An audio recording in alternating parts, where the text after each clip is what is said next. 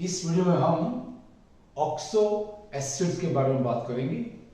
So these are acids of some elements like boron, then nitrogen, sulphur, phosphorus, chlorine etcetera. ये कुछ elements हैं जो यहाँ पे लिखा है।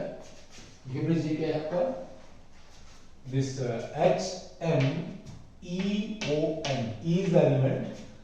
You can say boron, nitrogen, sulfur, phosphorus, chlorine, etc. And M is the number of H atoms in the acid. This is oxygen. Because what we are doing? We are discussing this oxo acids.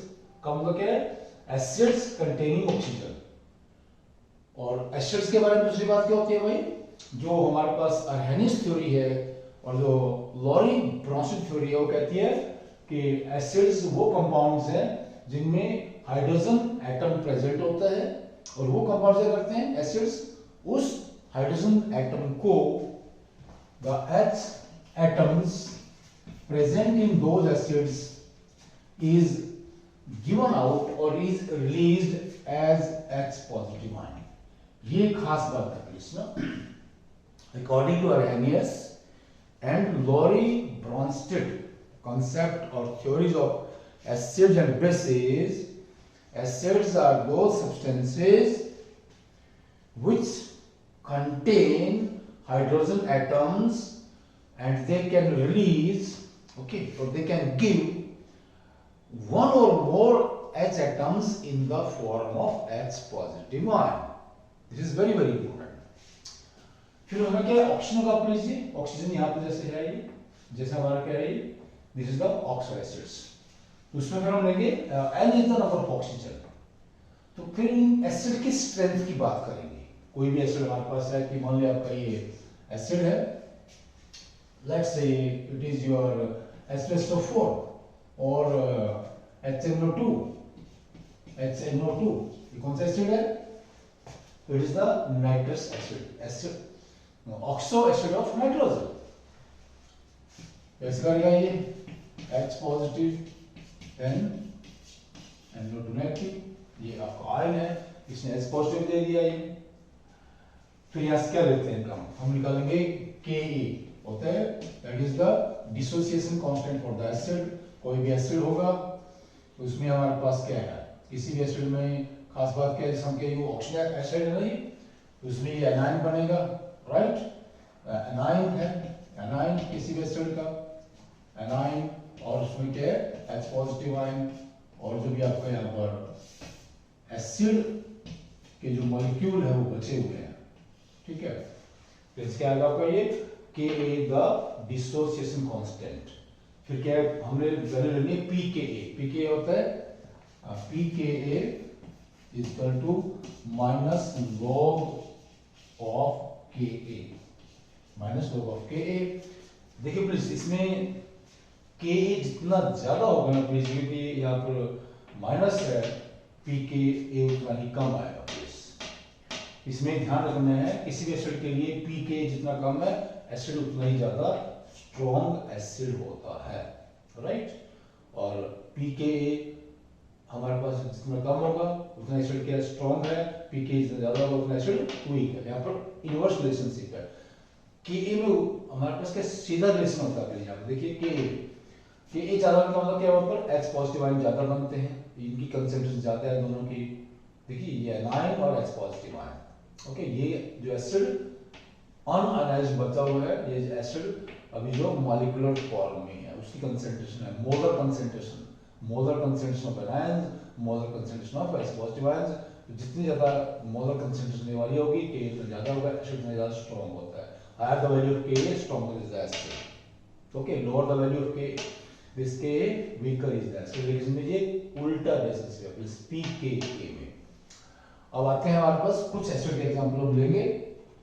पहले है H3BO3, ये है आपका H3BO3, ठीक है ना? ठीक है, यहाँ पे देख लीजिए M और N बराबर हैं और जो N माइनस M है इस एसिड में क्या आएगा भाई? ये acid, then N minus M value, इसके लिए कितना है 0 है, और जो pKa है इस एसिड के लिए that is very very poor value please, क्योंकि ये बहुत ही वीक एसिड है ये, that is very very poor.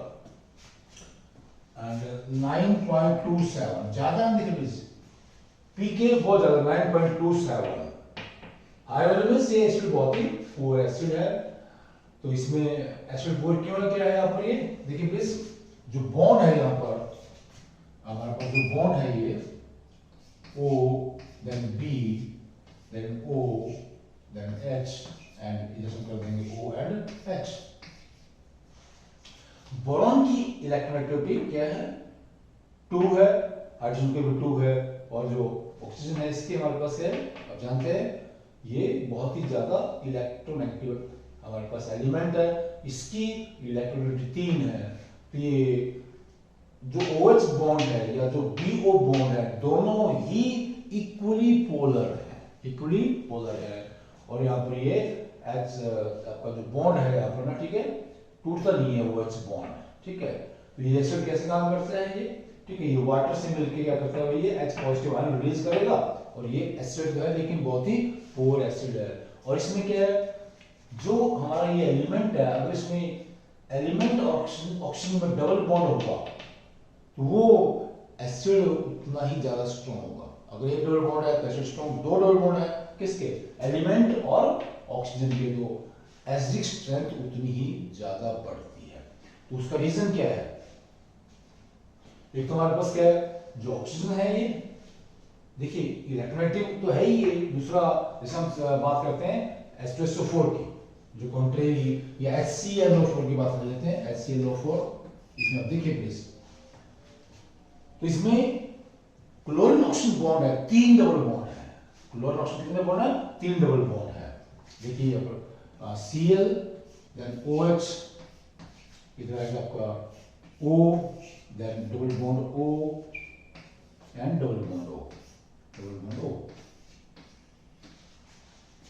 ये जो क्लोरीन ऑक्सीजन डबल बॉन्ड है प्लीज, क्या करता है, एक तरह से ये माइनस इंडक्टिव इफेक्ट दिखाता है, और इस OH बॉन्ड को और भी ज्यादा पोलर कर देता है। पहली बात तो ये है, क्या है, OH बॉन्ड की पोलैरिटी बढ़ जाती है, और उसमें 3 Cl ऑक्सीजन डबल बॉन्ड है, और ये पोलैरिटी बहुत ज्यादा बढ़ रही है। और एक इन जनरल बात क्या है, जितना ये डिफरेंस बढ़ेगा, कौन सा N-M, जो एसिड स्ट्रेंथ है या जो एसिड का एसिडिक कैरेक्टर है वो भी बढ़ेगा इसके साथ साथ। जैसे हम कह रहे हैं यहाँ पर क्या है, ये जो N-M डिफरेंस है, इसमें देख लीजिए N-M, N is the number of atoms, ये 1 2 3 4, तो 4 - 1 ये 3 है इसके लिए, ठीक है, इस एसिड के लिए। तो एक तरह से आप ये कह सकते हैं किसी भी एसिड में ऑक्सीजन ज्यादा होने से उसका एसिडिक नेचर बढ़ जाता है, वो ज्यादा स्ट्रॉन्ग एसिड हो जाता है। हम ये इन जनरल बात कर रहे हैं प्लीज, कि जितना ज्यादा ये डिफरेंस होगा N-M इन दोनों नंबर्स का, ठीक है, किसके लिए, ये ऑक्सो एसिड्स के लिए ये नंबर जितना ज्यादा होगा वो एसिड जनरली उतना ही ज्यादा स्ट्रॉन्ग एसिड होता है।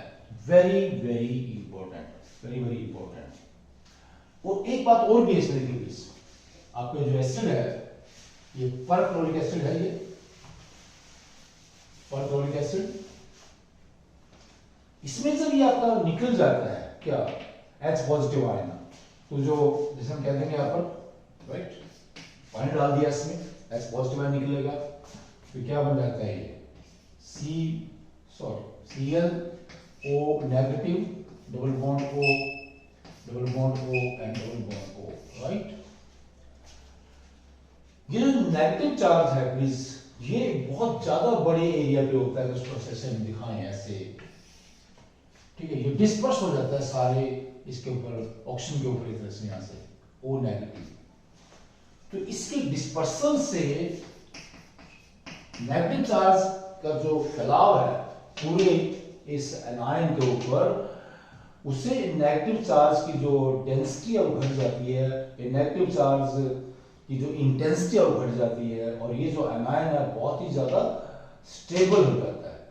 तो H पॉजिटिव निकलने के बाद किसी भी एसिड का जो एनायन है जितना ज्यादा वो स्टेबल होगा एसिड उतना ही ज्यादा क्या होता है, स्ट्रॉन्ग होता है, क्योंकि इसके स्टेबल होने से this equilibrium shifts in the forward direction. So when the equilibrium shifts in the forward direction, more H positive ions are formed, and higher the concentration of H positive ions in any acid, ठीक है, stronger is the acid. हम जानते हैं कि किसी भी acid में H positive ions जितने ज्यादा होंगे, देख लीजिए प्लीज, उसका Ka उतना ही ज्यादा होता है. और इसमें जो इसका pK है वो -10 है, इसका मतलब Ka बहुत ही ज्यादा होगा, है ना. pK कितना है, जो हमारा ये पर क्लोरिक एसिड है ClO4, ये बहुत ही ज्यादा है, ठीक है, -10. That is why this acid is very very strong acid, very strong acid. So in this way we can talk about some other acids also, जैसे हमारे पास HNO2 है, ठीक है, ये H2SO4 है, या फॉस्फोरस के बहुत से एसिड्स हैं, हमने लिखा भी है. ये सल्फर बहुत से एसिड बनाता है, फास्फोरस बहुत से एसिड बनाता है, क्लोरीन के भी हमारे पास क्या है, 4 एसिड बनते हैं ना, ठीक है. नाइट्रोजन हमारे पास क्या है, कई एसिड बनाता है. बोरॉन का तो एक ही है हमारे पास, बोरॉन. ओके प्लीज, बोरॉन का जो क्या है, that is your H3BO3, that is the boric acid, that is the boric acid. But these acids play a very important role in our life, because these acids are highly useful in so many industries, Okay, please. Thanks. Namaskar.